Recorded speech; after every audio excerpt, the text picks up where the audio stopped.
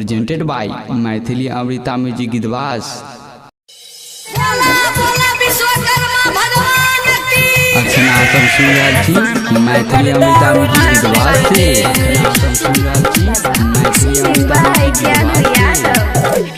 भीड़ भेले बाबा के दर्शन में, सब कोई नचब जाके विसर्जन में।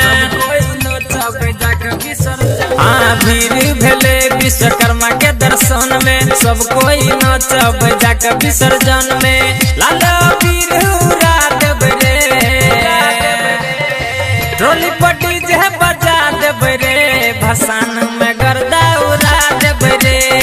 ढोली पट्टी जे बजा देब रे, भसान में गर्दा उड़ा देब रे।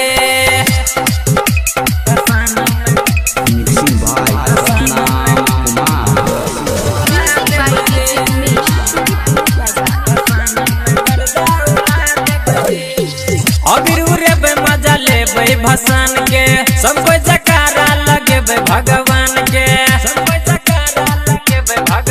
हाँ, अबीर उड़ेबे मजा लेबे भसान के, सबको जकारा लगेबे भगवान के। भोलू के बेस बढ़ा देबे रे, ट्रॉली पट्टी जे बजा देबे रे, भसान में गर्दा उड़ा देबे रे। ट्रॉली पट्टी जे बजा देबे रे, भसान में गर्दा उड़ा देबे रे।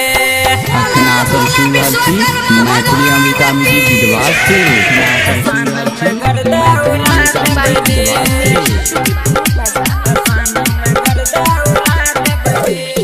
सबको खुशी मने वही भसान के, श्याम सुदामा से हो रहते साथ में।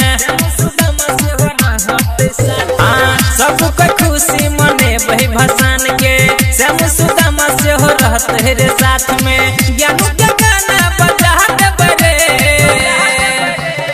ट्रॉली पट्टी जे बजा देब रे, भसान में गर्दा उड़ा देब रे। ट्रॉली पट्टी जे बजा देब रे, भसान में गर्दा उड़ा देब रे। भीड़ भेले विश्वकर्मा के दर्शन में, सब कोई नचब जाके विसर्जन में। लाला पीर उड़ा देब रे, ट्रॉली पट्टी जे बजा देब रे, भसान